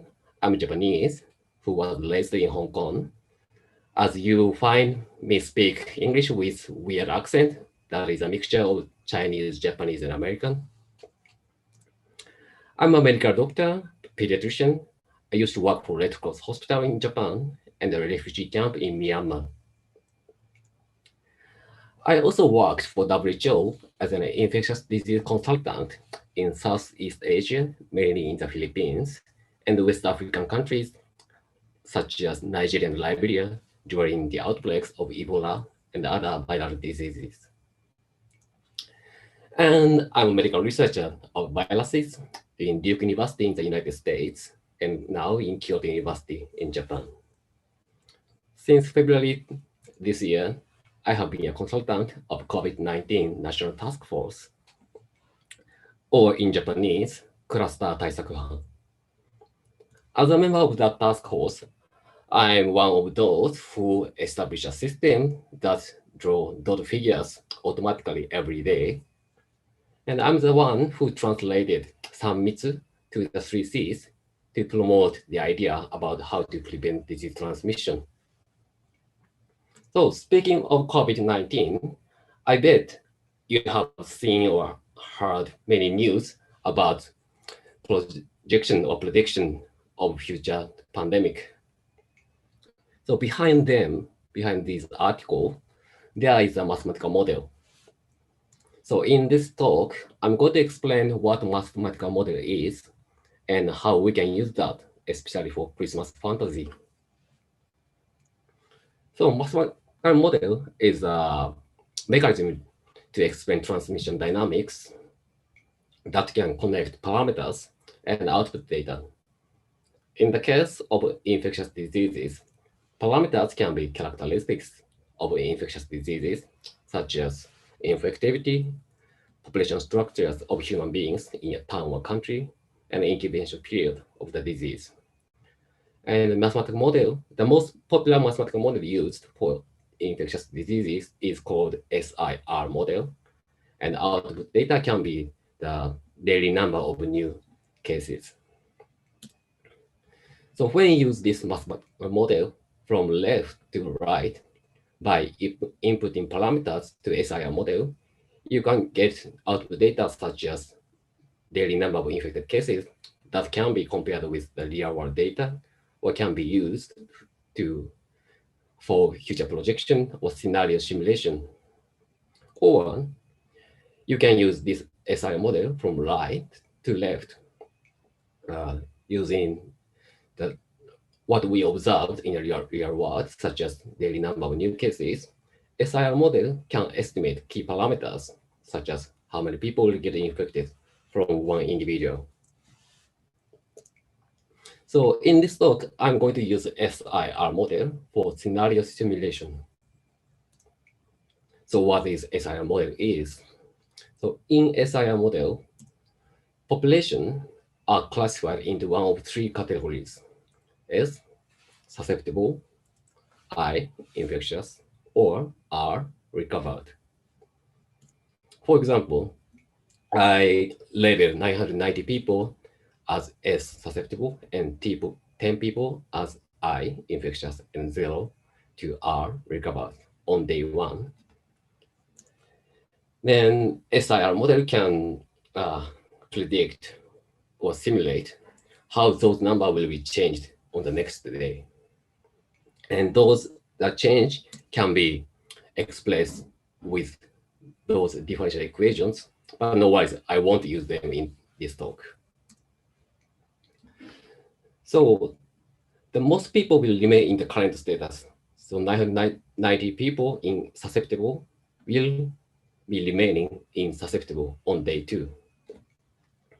But some of them can be transitioned from S to I, and some of infectious people can be transitioned from I to R. In this case, 15 from S to I, and 4 from I to R. Then we are going to get the number of susceptible people on day 2 as 975, and for R, there should be 4 recovered people because we have influx from infectious status. And as for infectious people, there was an influx of 15 people from S, but they lost 4 people to R. So 15 plus 10 minus 4 will be 21. That's how we get the number on day 2. In stochastic SI model, which is one kind of SI model that I will use in this talk, those transition number will be determined by probability. So how can we know that probabilities from S to I and I to R? To know the probability from S to I, we are using R0, or basic reproduction number. That is the number of people who get the infection from one infectious individual. Just for your information, that number is somewhere around 1.5 for influenza. The number can be up to 20 for measles. And that ranges between 2.0 and 3.5 for the novel coronavirus. And by using the basic reproduction number, or R0, we can get the probability by this formula. And no worries, you don't have to understand that. What I'd like you to know here is that higher probability means that you are more likely to get infection. And probability gets higher when the disease has greater infectiousness or larger basic reproduction number, and there are more infected people around you. That's what this formula says. That makes sense, doesn't it? And to know the probability from I to R, we use infectious period.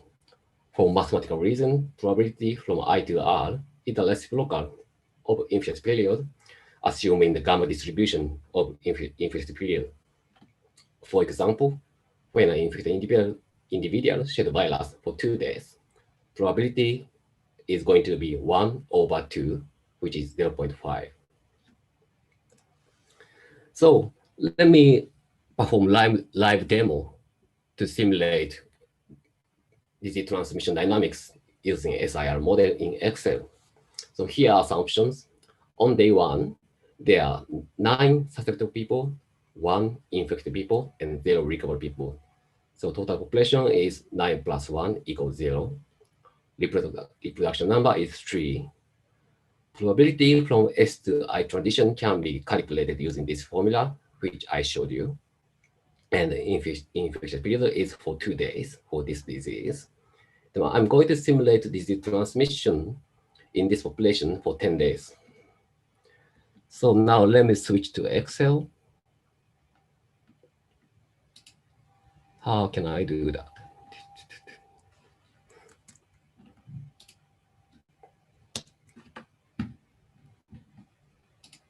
Yeah, let me change my screen to Excel. I lost bars. Oh. Hello, I cannot find any button for share screen now. Oh, it should be there still. Let me see.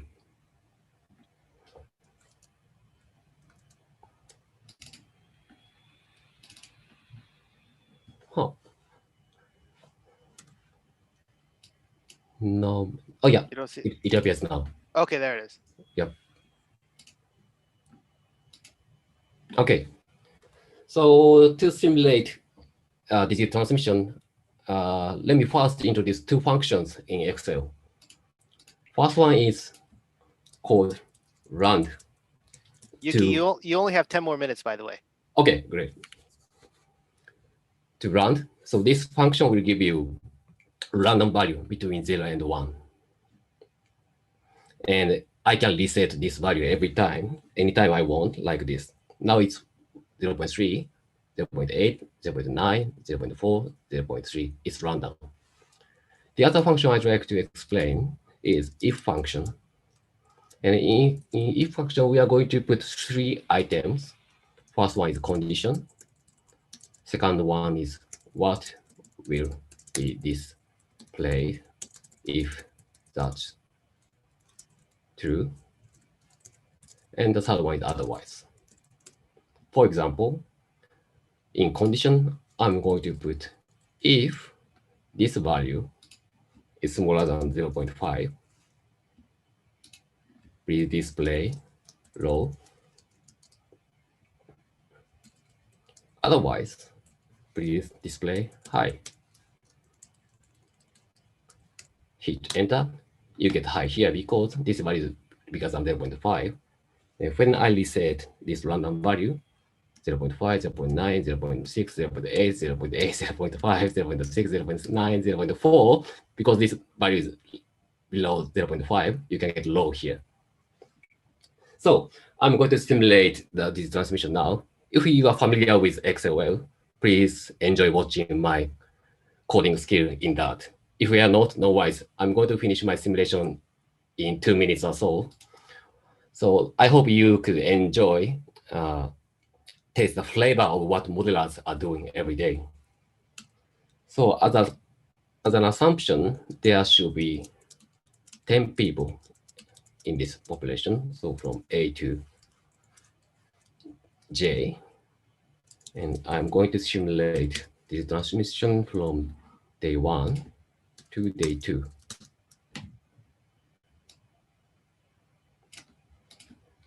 And 9 of them are susceptible on day 1, and only 1 was infectious on day 1. Also, I'm going to count number of infected people every day using some formula. This function will automatically calculate the number of infected people. Now we have only 1 infected people, the number is 1 here. If we have 2, the value will be automatically updated to 2. We have 3, the value would be 3. And we also have to know the probability from S to I and the probability from I to R. And then because probability from I to R is constant, which is the inverse of infectious period, that is 0.5. I have 0.5 here, excuse me. And that is fixed for 10 days. Probability from S to I can be expressed using this equation. You don't have to understand that, but I'm going to input this equation into the cell.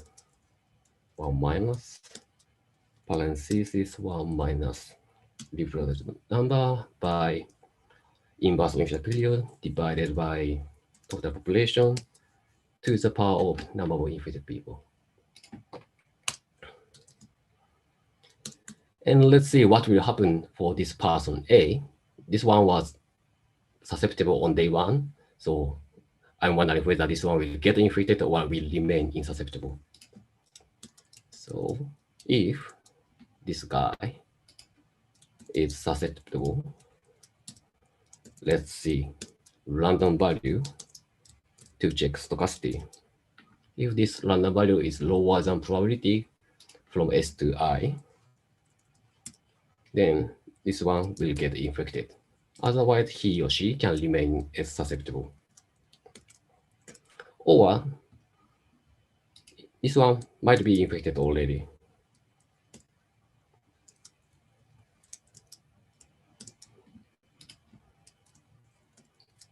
Then again, let's see stochasticity by introducing random value and check if that's lower than probability from I to R. If that's true, this individual will get recovered. Otherwise, this one will remain infectious. Or if this one is not S or I, that means this one is already R recovered. So I'm going to copy and paste those values for 10 days. Now we got the result of the simulation.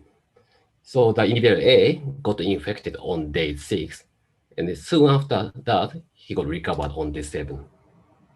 But individual B did not get any infection for the 10 days of simulation.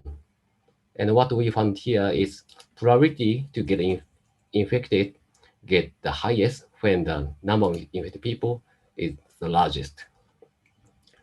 So to easily visualize the result of the simulation, let me insert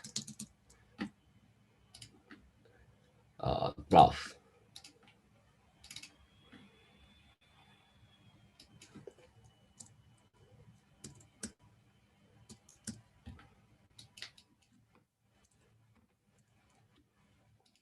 Okay, this is the result of our simulation. And again, I introduced stochasticity in my simulation. So every time I reset random value, I will get a different result. So this is the result of simulation 1, simulation 2, simulation 3, 4, 5, 6, 7, 8, 9, 10. I have run 10 simulations already. This is how SI model works to simulate disease transmission. Okay, let me go back to PowerPoint presentation. I will finish in 5 minutes or so. You have 3 minutes, 20 seconds. Give me 5 minutes. Yeah, you have 5 minutes.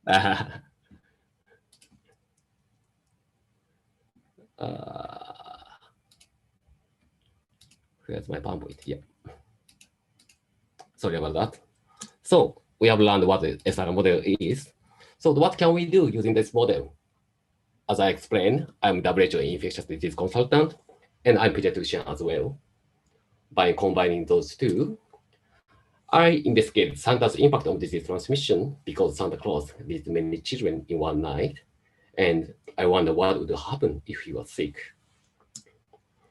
So here's the assumption for simulation using SIR model.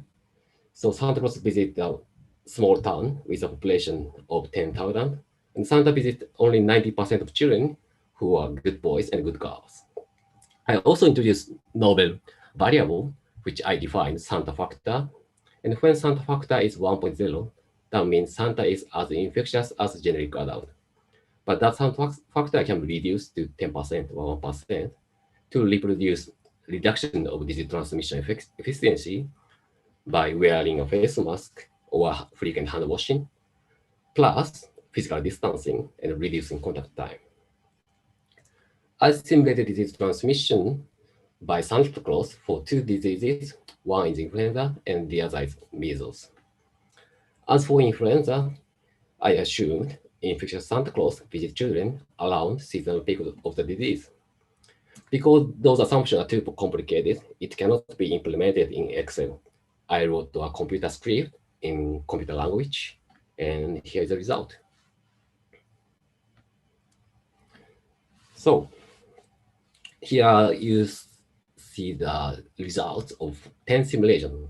5 simulations without visit of Santa Claus in dashed lines or broken lines, and 5 simulations with a visit of Santa Claus in solid lines. And for the simulation with the visit of Santa Claus, you can see sweep increase in the number of infected people on Christmas Eve due to the disease transmission from Santa Claus to children. So I counted the total number of infected people in this winter season for each simulation. And what I found here is without visit of Santa Claus, which is described in blue, there are 1,900 infected people in one winter season. But if daily infected Santa Claus visit children on Christmas Eve, there would be 2,100 infected people. So the difference is statistically significant, but not that substantial, in my opinion. But when Santa Claus wears face mask or he follows physical distancing, there was no difference between simulation without visit of Santa Claus and with visit of Santa Claus. Regarding measles, I assume this transmission in non-endemic population, and infectious Santa Claus or normal person will bring measles virus to the population to cause outbreak. And in this simulation, vaccination coverage is also subject to change. Here is a result: 10 simulation with introduction of measles virus by generic adult, or 10 simulation with introduction of virus by infected Santa Claus on Christmas Eve, which is on day 1. Although I showed you the result of 10 simulation, I think you can find only 2 dashed lines here. That means 10 times of 10 simulation, 2 times in 10 simulation, outbreak took place. In other 8 times, outbreak did not occur. For the simulation with Santa Claus visit, you can find 7 lines here. That means 7 times of 10 simulations, Santa Claus caused the outbreak, but in the remaining 3 times, Santa Claus did not cause any outbreak. So to summarize, I counted the frequency to cause Santa Claus. That Santa Claus causes outbreak. So here's the result. When vaccination coverage is 95%, introduction of virus by generic adult resulted in no outbreak in 70% of the time. In the remaining 30%, small outbreak happened. But when very infectious Santa Claus brought measles virus into the population, that always resulted in small outbreak. But that can be reduced by the reduction of transmission efficiency from Santa to children by wearing face mask and physical distancing. When vaccine coverage is a bit lower to 85%, introduction of measles virus resulted in no outbreak at all in 60% of the time. In 20%, small outbreak with less than 100 infected people took place, and in the remaining 20%, large outbreak with more than 100 infected people occurred.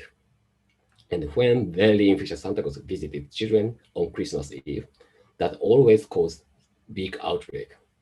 And that disaster can be canceled out when there was a reduction of disease transmission efficiency from Santa to children. In sum, disease transmission by Santa has a great impact on public health, both for influenza and measles, but those impacts can be canceled out when exposure of children to Santa is limited. For Santa Claus, by wearing face mask and hand washing, physical distancing, and minimizing contact time between Santa and children. So I hope that Santa Claus will distribute only presents, not pathogens, and that his laughter is the only one thing found to be infectious. And believe it or not, this research was published in peer-reviewed medical journal last year. You might be concerned what would happen this year. According to Dr. Fauci, who is the most prominent medical researcher in the United States, Santa Claus wouldn't be spreading COVID-19 to anyone this Christmas. So no worries. And this is the final slide, just as a bonus for your information. And with that, I'm going to end my talk here. I'm happy to take any question. Thank you. Okay, thank you, Yuki. As super informative, lots of fun. And thank you for mentioning that Santa is immune to the coronavirus this year, so he won't be spreading it around the world. Although certainly the United States doesn't really matter at the moment, being a virus hotspot as it is. Okay, the floor is open to questions. Please, does anybody have any questions to ask? Go ahead, and we are taking questions from YouTube. So if you have any questions, please type it in the chat.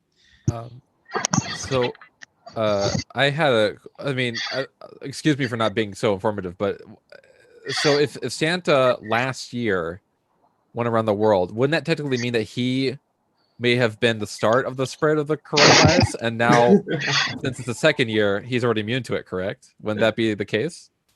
So Dr. Fauci said Santa has innate immunity. So he's naturally immune with Okay. coronavirus. That's what Yeah. Dr. Fauci said. Okay, gotcha. Thank you. It's super informative. I also saw you were a doctor at Narita, the Red Cross in Narita. Was that Yeah. where you? In Nigeria. I went there back in like 2014 for Oh, really? yeah, for a checkup. Yeah, I wondered if you were there at the same time. Yeah, I worked there because I wanted to see many patients from tropical countries like malaria or dengue fever. Oh, okay, That's why I okay. worked there. Yeah.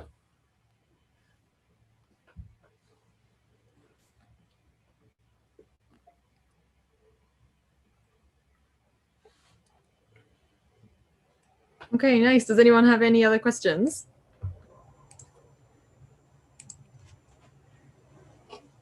I don't have a question. That was so interesting. Seeing you like write on Excel live was really, really interesting to see. Yeah. I have a question again for Yuki. Yeah, sure. How often do you make simulations like that? How often do I what? So say again. Make those simulations? As a researcher? Yes. How often? Actually, I'm not modeler in my research. I'm more like epidemiologist. So I'm always traveling the world to count the number of patients, like pneumonia in the Philippines, and malaria in Thailand, Ebola in DRC. So I'm always counting the number of patients. And sometimes the government would like me to give them projection. So in that case, I use this kind of thing. So maybe once a year or so.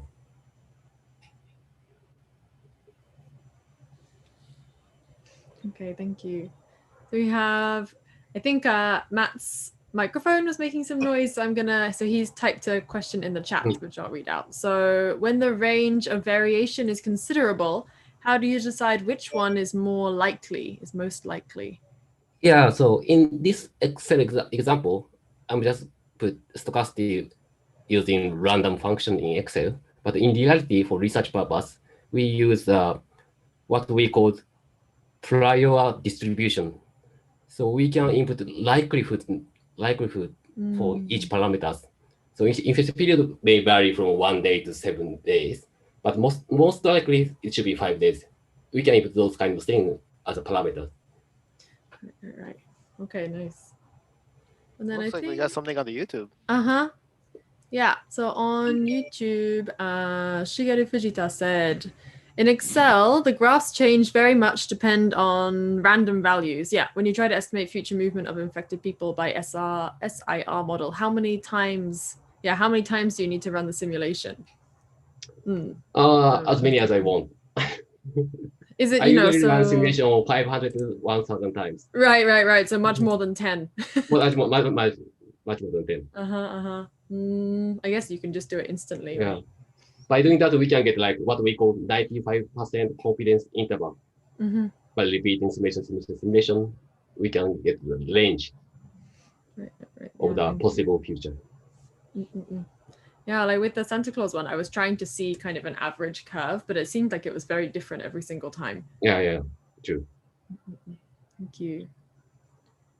Okay, any other questions? I think we have time for a couple more. I have a question. You've been around the world and been exposed to many really nasty diseases. What was the most scary one? How does COVID-19 compare to it? And why is COVID-19 going crazy when Ebola didn't? So in our world as an infectious disease, so risk should be evaluated by the combination of impact and likelihood. So COVID-19 is more likely to get infected eventually in 1 year or two for all of us. But the case fatality ratio is less than 1%, so which is not that scary for me as someone in his 30s, but not for 50s or 60s.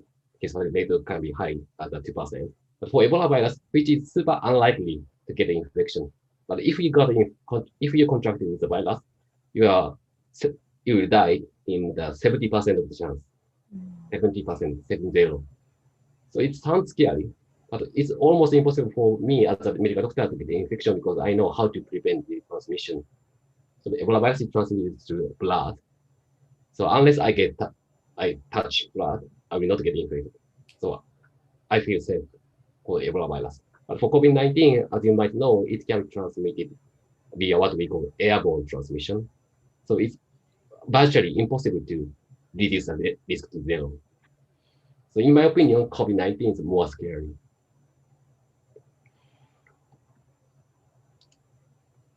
Okay, thank you. And we had one more question from Matt in the text as well. So talking about your estimates, your predictions that you've done so far, have you found that your estimates have been accurate? But my estimation is about Santa Claus. I don't Well, I like who in other your diseases? work. Yeah, but this like, as you know, the Dr. Nishiura, 8割おじさん, 80% uncle, he projected that we are going to have 420,000 deaths this year due to COVID-19 if we do not implement any measures like wearing face mask or lockdown, like state of emergency, but which did not happen in the real world. Everyone wears face mask and government issues state of emergency.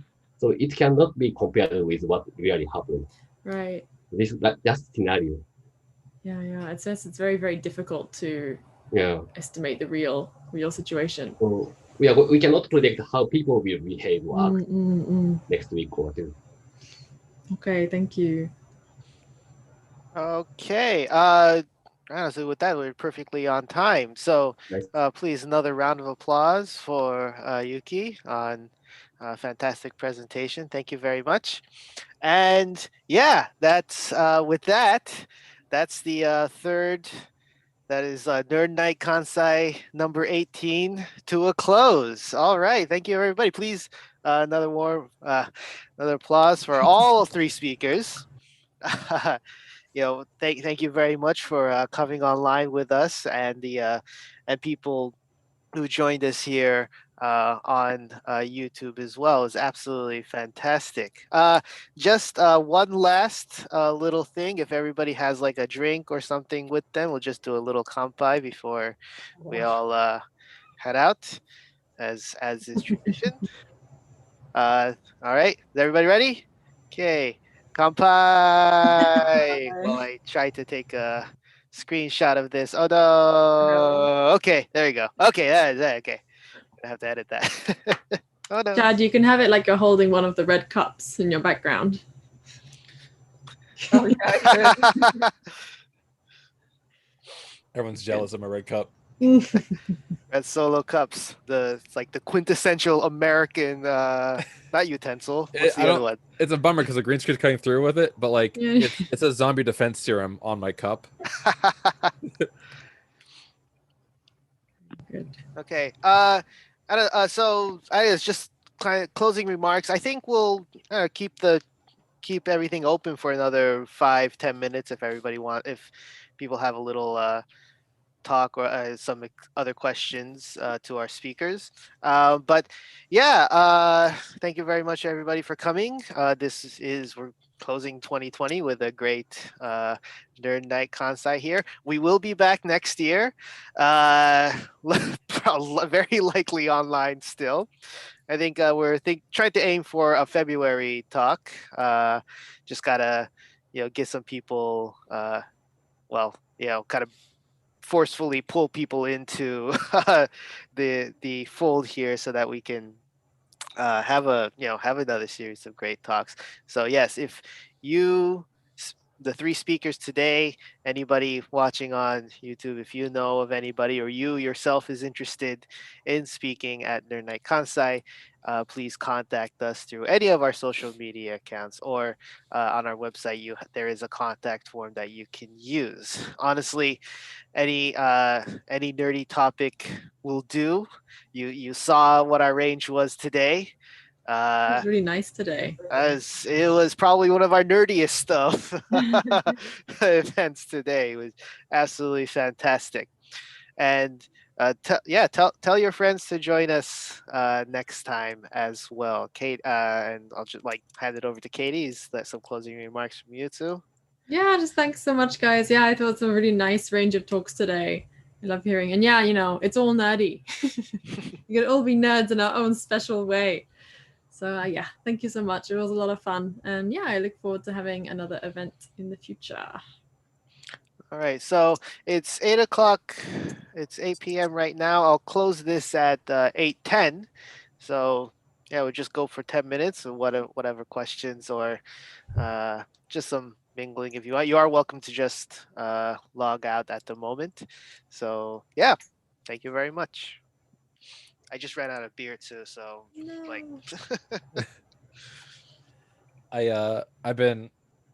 we had a stream event last year during Tokyo Game Show was Bit Summit Tokyo Game Show night thing event, and the event took place at a club. They let us like rent out this big club, and I was streaming the main stage there, and the guy who was running the bar was like, "Hey, do you want a drink?" I said, "Yeah," and he gave me this entire bottle of cognac, and I'm still trying to take it down. I've been Oh my gosh. attacking it for the entire year now, almost 2 years now. That's amazing. It's very nice of him. that was unexpected. Hey, you want a drink? Yeah, gunk. Yeah, he's like, "Here you go." I was like, "Oh, I guess I had to shove it in my small bag." So like you could see it sticking on my bag like an entire bottle of whiskey. Like, Nice. very nice of him. Is there a story or a reason behind the red cup party going on behind you? So this is a meme. Yeah, to me. I know what I'm talking about. I haven't seen that one though. So like whenever like they'll like say an example like when you say like I don't know, for example, like when you say you've never seen Harry Potter ever, and like everyone's just like, "What?" Like, "Oh, really? Are you at this party?" So I thought it'd be great if I was in front of everybody giving that look. Very good. I'm very like I didn't know a meme. Gotta go do some internet research. I mean, I got one right here. Maybe this one would be best. There. So I'll just put my. The sim Aw. I love that.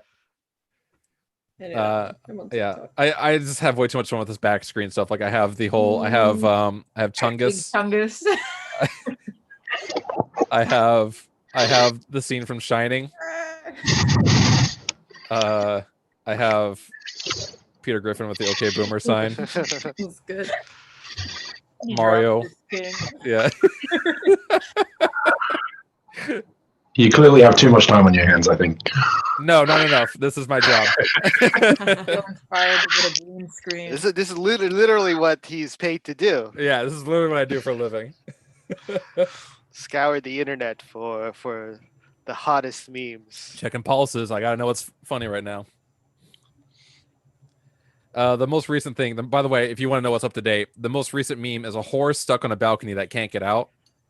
I don't know how that picture happened, but there's a horse stuck on a balcony, and everyone's using a meme format of that now. So that's the new thing.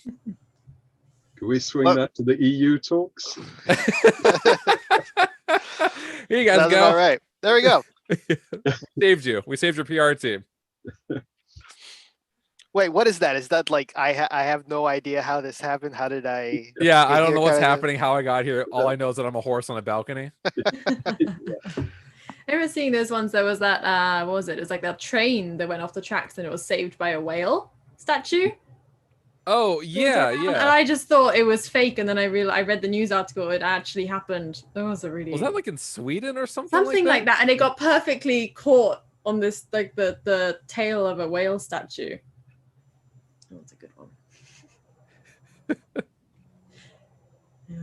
Do you ever? So at the moment, I've been trying to use my phone as little as possible. I've been kind of throwing it in a box because social media is driving me crazy. Mhm. Do you ever find having that as a job? You know.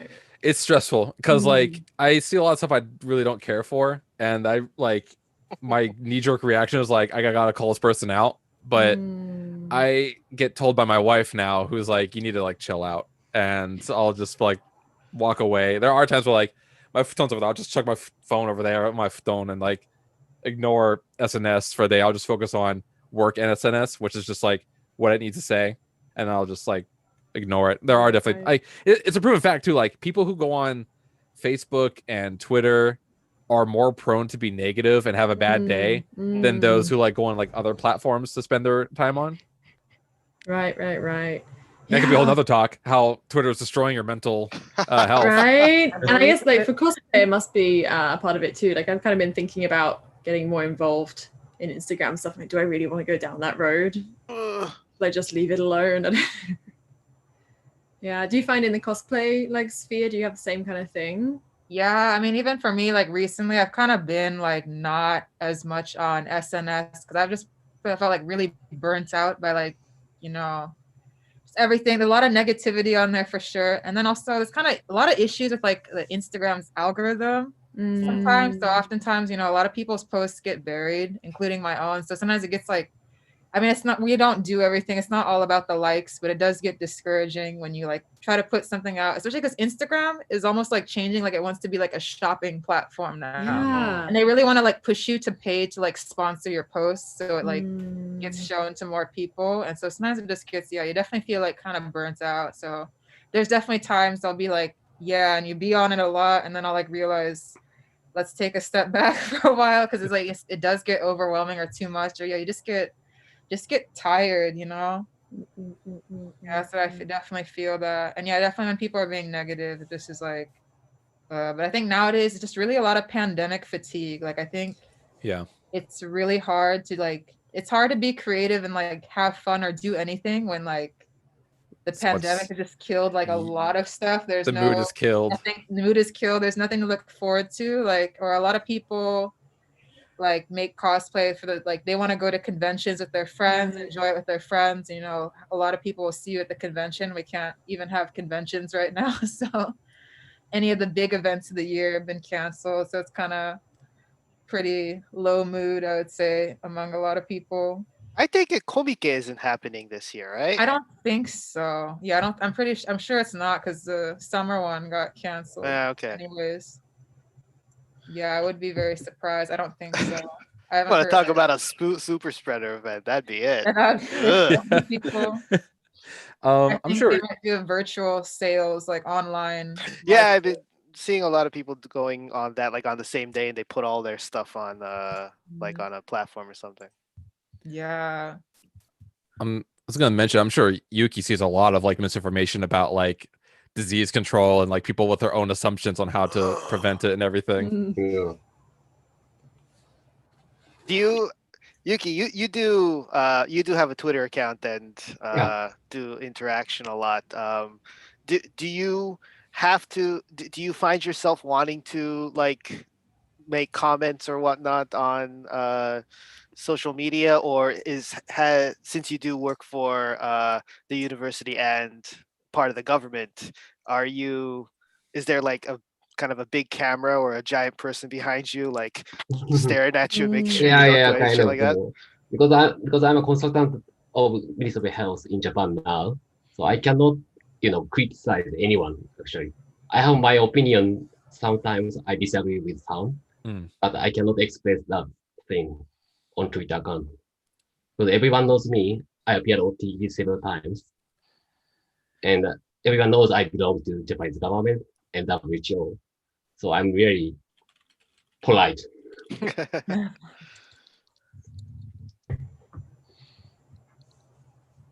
See, it's a lot of different. And suppose like there is a lot of misinformation, online. Yeah. Obviously, specifically, do you tend to notice like certain kinds of misinformation or more prevalent misinformation depending on like what country it's coming from or how people of certain places are dealing with it? I guess this is something for like if you're some more social media data analyst to look at, but there was a paper published in Science last year. Then they also investigated how the wrong information spread on social media. I forgot what the conclusion was, but there was a researcher doing research on that point. And they are like really connected to each other. So people who love wrong information really love wrong information. They're collecting wrong things Right. for some reason. Very much compounded on everything, isn't it?